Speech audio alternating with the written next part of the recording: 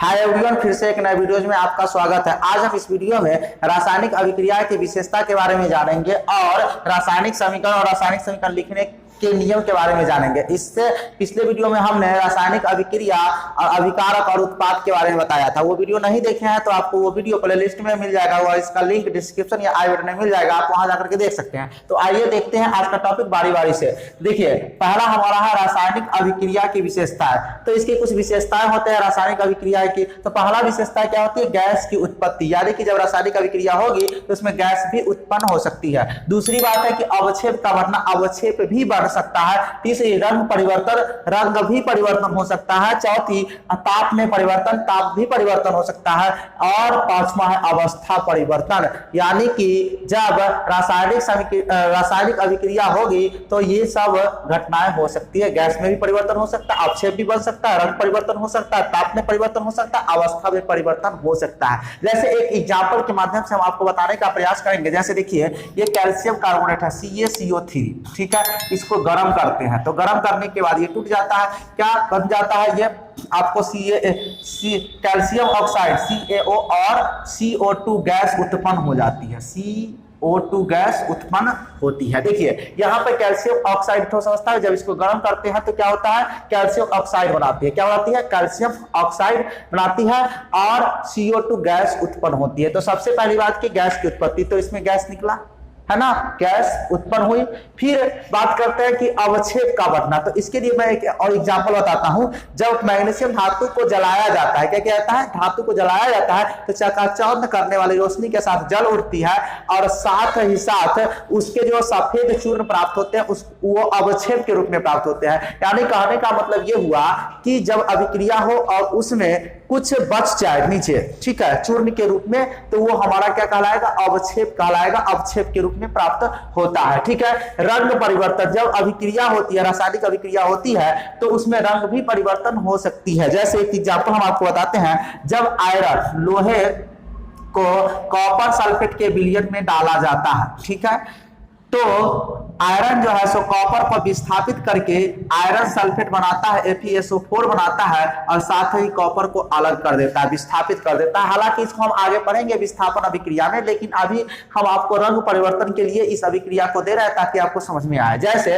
ये copper sulphate जो होता है नीले रंग का होता है। इसमें लोहे के टुकड़ों, यानी कि कांटे ले लीजिए, कील ले लीजिए, कुछ भी ले लीजिए, जब इस लोहे के टुकड़े को जब कॉपर सल्फेट के विलयन में आप डालेंगे, ठीक है, तो इसका रंग धीरे धीरे परिवर्तन होगा और साथ ही साथ ये जो आयरन की वजह से ये कॉपर जो है सब विस्थापित हो जाएगा, अलग हो जाएगा और ये कील पर जो है लाल रंग का परत जमने लगेगा, ठीक है। और इसका जो नीला रंग था धीरे धीरे भूरा हो जाएगा और हल्का हरे रंग का हो जाएगा। तो यानी कि इसके रंग का परिवर्तन होगा और इसके दौरान क्या होगा? इसके बाद जो बनाएगा वो आयरन सल्फेट बना लेगा, यानी कि सल्फेट से कॉपर को अलग करके, और ये आयरन जो है कॉपर की जगह पर चला जाएगा, यानी कि आयरन जो है सल्फेट से अभिक्रिया करके आयरन सल्फेट बना लेगा और साथ ही कॉपर को अलग कर देगा। तो इस प्रकार इसमें रंग परिवर्तन होता है। तो आपने देख लिया, समझ लिया कि रासायनिक अभिक्रिया जब होगी तो उसमें रंग भी परिवर्तन हो सकते हैं। ताप में परिवर्तन, देखिए ना, यहाँ पे इसको गर्म करेंगे तो ताप परिवर्तन होगा ही, ठीक है।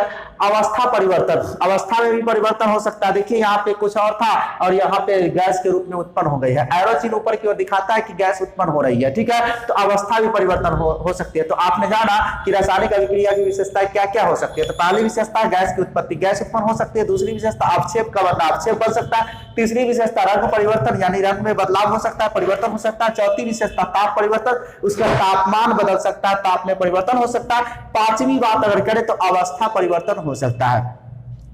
अगला जो हमारा टॉपिक है वो रासायनिक समीकरण। रासायनिक समीकरण किसको कहते हैं? तो देखिए, किसी रासायनिक अभिक्रिया में भाग लेने वाले पदार्थों के संकेतों एवं सूत्रों की सहायता से उस अभिक्रिया का संक्षिप्त निरूपण रासायनिक समीकरण कहलाता है। यानी कि जो कोई भी रासायनिक अभिक्रिया होता है उसको उस पदार्थ जो पदार्थ उसमें शामिल होते हैं उस अभिक्रिया में और जो उत्पाद बनते हैं उनके संकेत और सूत्रों की सहायता से, उस अभिक्रिया के संकेत और सूत्रों की सहायता से एक संक्षिप्त रूप में व्यक्त करते हैं और वही संक्षिप्त रूप हमारा क्या कहलाता है? रासायनिक समीकरण कहलाता है, ठीक है। या जैसे एग्जांपल के लिए यह हाइड्रोजन है और हाइड्रोजन और क्लोरीन को मिलाने से यानी इस दोनों के बीच संयोग होने से क्या बनता है, हाइड्रोजन क्लोराइड बनता है। ठीक है, तो ये तो हमने एग्जांपल जाना, लेकिन इसी चीज को अगर सूत्र और संकेत में व्यक्त कर देंगे तो वो हमारा रासायनिक समीकरण कहला जाएगा। जैसे यहाँ पे ये हाइड्रोजन है तो हाइड्रोजन का मतलब H2 और क्लोरीन का मतलब Cl2,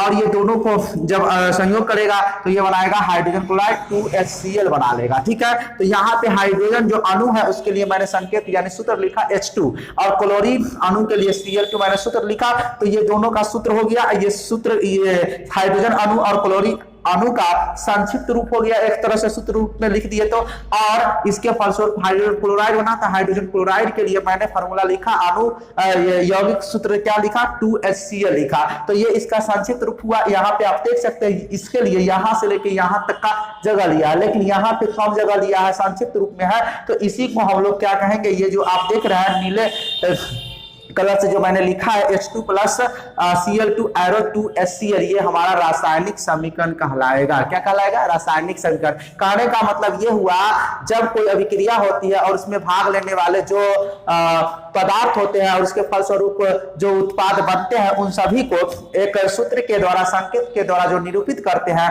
वही हमारा रासायनिक समीकरण कहलाता है। तो रासायनिक समीकरण क्या होता है वो आप समझ गए। अब हम जानते हैं रासायनिक समीकरण लिखने के नियम। आखिर रासायनिक समीकरण कैसे लिखा जाता है, देखिए। तो रासायनिक समीकरण लिखने के लिए क्या होता है कि इसमें कुछ अभिकारक और उत्पाद होते हैं। जैसा कि आपको पता है कि जब रासायनिक समीकरण अभिक्रिया होती है तो उसमें अभिकारक यानी कि उसमें कुछ पदार्थ भाग लेते हैं और वो संयोग करके एक नया पदार्थ बनाते हैं जिसको उत्पाद कहते हैं। तो अभिकारक जो अभिक्रिया में भाग लेते हैं उसके संकेतों को तीर चिन्ह के बाईं ओर लिखते हैं। ठीक है, और उत्पाद जो अभिक्रिया के फलस्वरूप बनता है उसको तीर चिन्ह के दाईं ओर लिखते हैं। फिर से समझ लीजिए, देखिए जो रासायनिक अभिक्रिया में जो भाग लेते हैं जिसे हम क्या कहते हैं, अभिकारक कहते हैं। जो पदार्थ रासायनिक अभिक्रिया में भाग लेते हैं उसे अभिकारक कहते हैं या प्रतिकारक कहते हैं, और अभिक्रिया के फलस्वरूप जो पदार्थ बनते हैं उसे उत्पाद कहते हैं। क्या कहते हैं, या प्रतिफल कहते हैं, उत्पाद या प्रतिफल कहते हैं। जैसे यहाँ पे एग्जांपल के लिए हमने ले लिया A और B क्या है, अभिकारक है जो अभिक्रिया में भाग ले रहा है, और ये अभिक्रिया के फलस्वरूप जब ये संयोग होगा या जो भी इसके साथ जो कंडीशन होंगे, जो नियम होंगे उसके अनुसार ये उत्पाद बनाता है B+C।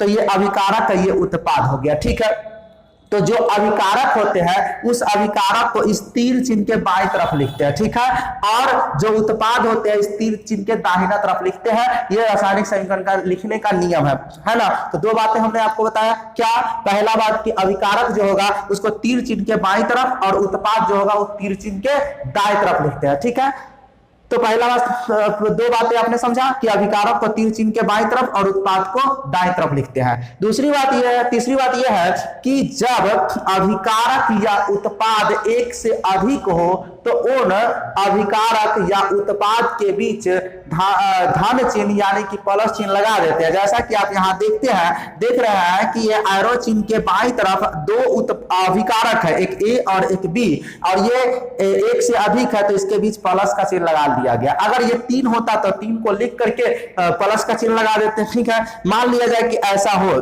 कि यहाँ पे A हो गया प्लस B प्लस C, 3 अभिकारक हो गया। इसके अभिक्रिया के फलस्वरूप इसमें दुइयों को पदार्थ बना D और E। ठीक है, तो इधर लेफ्ट साइड में 3 अभिकारक है तो तीनों को हमने प्लस चिन्ह से लिखा है, और जो उत्पाद बने हैं D और E इसको भी प्लस चिन्ह से लिखे हैं। यानी कि अभिकारक हो चाहे उत्पाद हो, जब एक से ज्यादा बनेंगे तो उसके बीच हम प्लस चिन्ह लिख देते हैं। क्लियर। और साथ ही साथ ये जो तीर चिन्ह है, चौथी बात बता देते हैं, ये तीर चिन्ह क्या होता है, अभिकारक और उत्पाद को बांट देता है। यानी कि लेफ्ट साइड को अभिकारक और राइट साइड वाला जो है सो उत्पाद कहलाता है। ये तीर चिन्ह है। तीर चिन्ह ये बराबर का काम करता है। तो इधर जो है सो लेफ्ट साइड, इधर राइट साइड, इधर वाला उत्पाद, इधर वाला अभिकारक और इधर वाला जो है सो उत्पाद हो गया। एग्जाम्पल के माध्यम से हम आपको बताते हैं। जैसे यहाँ पे अगर बात किया जाए तो 2H2 है, ठीक है, और यहाँ O2 है। जब ये अभिक्रिया करेगा, ठीक है, तो ये क्या है, अभिकारक अभिक्रिया में भाग लिया है, H2 और O2 है ना, हाइड्रोजन और ऑक्सीजन। जब इसके संयोग से क्या बनता है, 2H2O बनता है, यानी कि जल बनता है, हाइड्रोजन ऑक्साइड बनता है। तो अभिकारक इसमें कितने हैं, 2 है।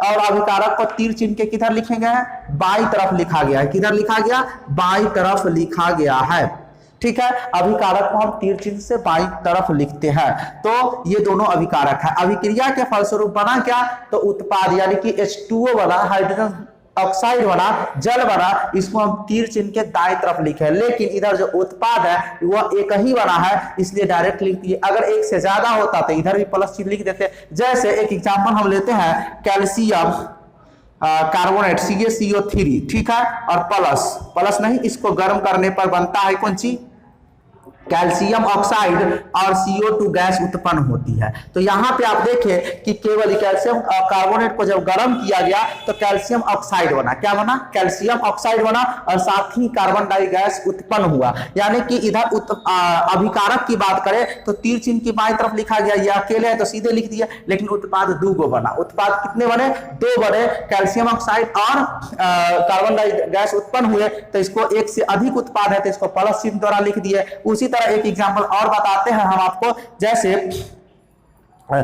जिंक जो है, जिंक के टुकड़े को कॉपर सल्फेट के विलयन में जब डाला जाता है तो जिंक जो है कॉपर को विस्थापित कर देता है और बना लेता है जिंक सल्फेट। क्या बनाता है, जिंक सल्फेट, और कॉपर को अलग कर देता है। क्या कर देता है, अलग कर देता है। तो यहाँ आप देखेंगे कि तीर चिन्ह के बाईं तरफ भी 2 गो अभिकारक है, एक जिंक एक कॉपर सल्फेट। जब इसके बीच से अभिक्रिया हुआ, अभिक्रिया के फलस्वरूप जिंक जो है कॉपर को हटा दिया है और जिंक सल्फेट बना दिया है और कॉपर को अलग कर दिया, यानी उत्पाद भी 2 गो हुआ, अभिकारक भी 2 गो हुआ। यानी कि जब एक से अधिक उत्पाद या अभिकारक हो तो उसके प्लस चिन्ह से लिखते हैं, यहाँ पे उस दोनों अभिकारक या उत्पाद के बीच प्लस चिन्ह लगा देते हैं। जैसे जिंक और कॉपर सल्फेट के बीच हमने प्लस चिन्ह लगाया, और यहाँ जिंक सल्फेट और कॉपर के बीच भी मैंने क्या लगाया, प्लस चिन्ह लगाया। तो इस तरह से आपने रासायनिक समीकरण भी समझ लिया, रासायनिक समीकरण के लिखने का नियम भी समझा, और रासायनिक अभिक्रिया की विशेषताएं समझा। उम्मीद है कि ये वीडियो में जो भी टॉपिक मैंने बताया आपको समझ में आया है। तो इस वीडियो को लाइक और शेयर कर दीजिए, और एक प्यारा सा कमेंट कर दीजिए, क्योंकि लाइक और शेयर करने से मेरा मनोबल बढ़ता है और मैं आपके लिए हमेशा वीडियो बनाते रहता हूं। फिर नेक्स्ट वीडियो में इसके आगे का टॉपिक मैं बताऊंगा। तब तक के लिए धन्यवाद। जय हिंद, वंदे मातरम।